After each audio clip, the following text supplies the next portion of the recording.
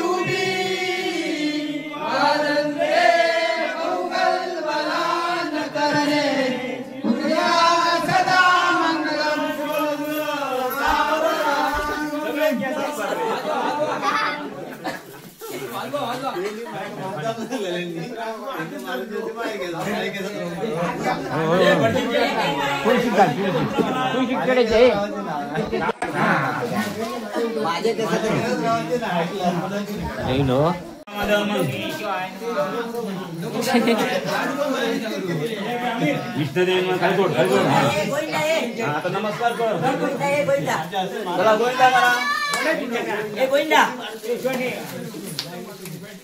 Govinda